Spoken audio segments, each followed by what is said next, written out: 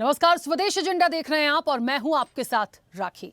Agenda में बहस एक ऐसी घटना पर है जिसने उत्तर प्रदेश ही नहीं पूरे देश में उबाल ला दिया है। इटावा के दांदरपुर गांव में कथावाचकों के साथ हुई बदसलूकी, क्या ये महज सामाजिक घटना थी या इसके पीछे गहराई से बोया गया जातिवाद का जहर है? सवाल उठ रहे हैं कि क्या अब धर्म के मंच पर भी जाति पूछी जाएगी? क्या कथावाचकों के साथ जो हुआ वो अपमानजनक था या किसी साजिश की कड़ी? कौन इस मुद्दे को हवा दे रहा है? सबसे बड़ा सवाल, क्या ये 2027 के यूपी चुनाव की जातीय ध्रुवीकरण की बिसात है? साथ ही बिहार में भी चुनाव होने वाले हैं, तो क्या अब हर राज्य में जाति आधारित राजनीति ही तय करेगी सत्ता की दिशा? आज इस पूरी बहस में इन्हीं सवालों की तह तक जाएंगे, तथ्यों की पड़ताल करेंगे और कोशिश करेंगे सच को सामने लाने की। लेकिन उससे पहले देखिए ये खास रिपोर्ट।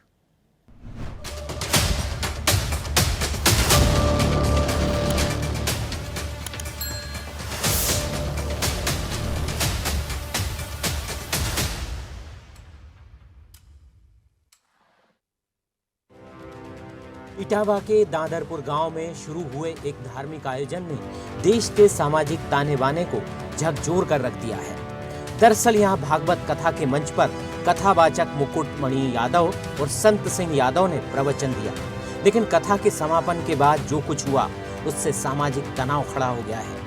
आरोप है कि गांव के ब्राह्मण समाज के लोगों ने कथावाचकों की जाति पूछी और जब उन्हें ये पता चला कि वे यादव हैं तो उन्हें पीटा गया, नाक रगड़वाई गई, चोटी काट दी गई और जबरदस्ती मुंडन कर दिया गया। तो उन्होंने कहा नहीं भैया हम यादव हैं। इसके बाद उन्होंने कहा कि तुमने ये बताओ संकल्प बुलवाया, हमारी भाभी से तुमने पैर छुआए और गद्दी पे कैसे बैठ गए? यहाँ ब्राह्मणों का गांव है, ये 103 जो है देहरी है यहाँ पे, और तुम गद्दी पे कैसे बैठ गए? तो हमने कहा पाठक बाबा जाने और जो आपके पुजारी हैं पप्पू वो जाने। फिर क्या हुआ आपके साथ? उन्होंने फिर हमें बहुत ज़्यादा मारा, इसके बाद चोटी काट ली, सर सामान सब रख लिया। इसके बाद 25,000 रुपये हम लोगों से दंड, आर्थिक दंड। पहले इसे सिर्फ जातीय दुर्व्यवहार माना गया, लेकिन कहानी में नया मोड़ तब आया जब कथावाचकों पर छेड़खानी, फर्जी पहचान और आधार कार्ड के आरोप लगने लगे और मामला दर्ज हुआ। असली वजह उसके पीछे जाति नहीं है भाई। जाति में तो हम लोग खुद भी चले जाते हैं कि दूसरे समाज का अगर ब्याह बैठा है तो क्या हम भागवत सुनने नहीं जाते? भगवान का नाम कोई भी ले सकता है, हम लोग जाते हैं, पूरा संगठन हमारा जाता है, कई ऐसे साथ छप लेंगे हम। लेकिन आप जाति को छुपा रहे हैं, अश्लील हरकतें कर रहे हैं। शुरुआत कहाँ से हुई वो चीज़ नहीं पकड़ी इन लोगों ने। शुरुआत बदतमीजी और छेड़खानी से। आप किसी महिला का हाथ पकड़ रहे हैं ब्यास होकर के, उसके बाद जब आप दिख जाता है कि भीड़ आ गई, फंस गए, तो आप अपना गलती स्वीकार कर लेते हैं, अब तो गलती हो गई, और धमकी देते हैं उसके बाद में तो भाई हम देख लेंगे तुमको। अब तक इस मामले में 19 गिरफ्तारियां हो चुकी हैं और दोनों पक्षों पर कार्रवाई की जा रही है, लेकिन सवाल यहां खत्म नहीं होते। क्या ये घटना महज एक सामाजिक टकराव थी या इसके पीछे कुछ और गहराई छुपी है?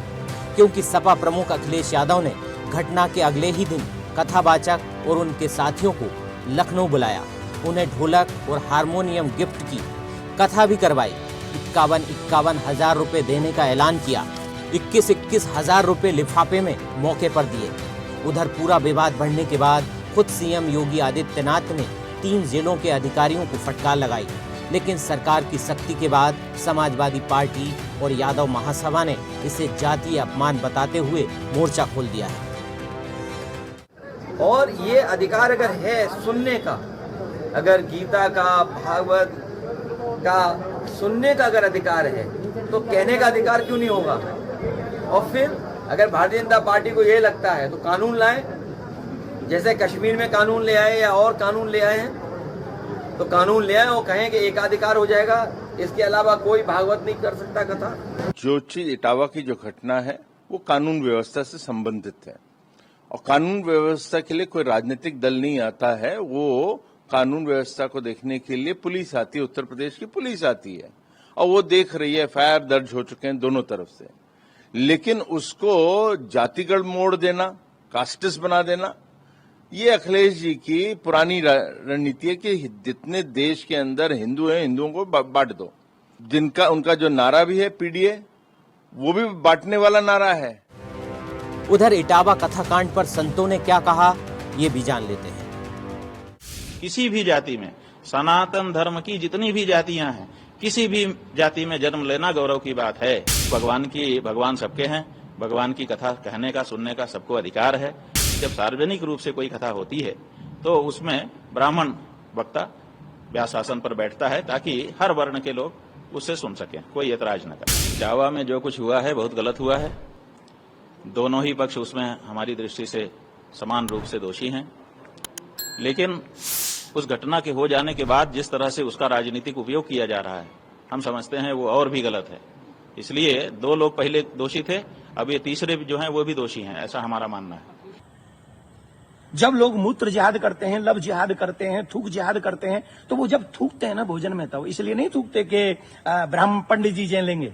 उसमें सब आते हैं, पंडित जी भी आते हैं, यादव जी भी आते हैं, सिंह साहब भी आते हैं, अग्रवाल जी भी आते हैं, चौधरी साहब भी आते हैं, लिमका भी आते हैं, ढिमका भी आते हैं, सब आते हैं। वो सबके लिए थूकते हैं, वो सबके लिए मूतते हैं, वो सबकी बहन बेटियों पे नजर रखते हैं। तब क्यों नहीं बोलते हम और आप सभी? जो उस गांव के लोगों ने किया सिखा काटना, ये मुझे लगता है कि ब्राह्मणों का ये धर्म नहीं बनता है। इन्होंने बहुत बड़ी गलती की है कि उन लोगों की सिखा काट दी, क्योंकि सिखा तो हिंदू सनातनी कोई भी रख सकता है, तिलक कोई भी लगा सकता है, तो सिखा को काट देना ये बहुत बड़ा छल किया है हमको लगता है। और इसके लिए हमारे विप्र बंधुओं को माफी मांगनी चाहिए और उनके तरफ से हम माफी मांग रहे हैं। अब सवाल यह है कि क्या 2 जाति के टकराव पर राजनीति नहीं हो रही है? क्या अब यही घटना चुनावी जमीन पर बीज की तरह नहीं बोई जा रही है? क्योंकि 2027 में उत्तर प्रदेश में विधानसभा चुनाव है और इस घटना को सवर्ण बनाम पिछड़ा वर्ग की लड़ाई में तब्दील किया जा रहा है।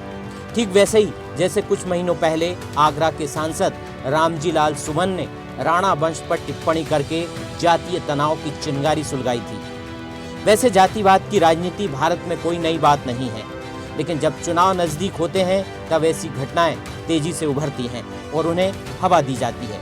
अब बिहार में भी चुनाव होने हैं और वहां भी जातीय समीकरणों की बिसात बिछाई जा रही है। सवाल ये भी है कि क्या ऐसी घटनाएं यूपी तक ही हैं या फिर राष्ट्रीय राजनीतिक एजेंडे का हिस्सा हैं? इटावा से कुमार रवि सिंह के साथ विजय नंदन, स्वदेश न्यूज।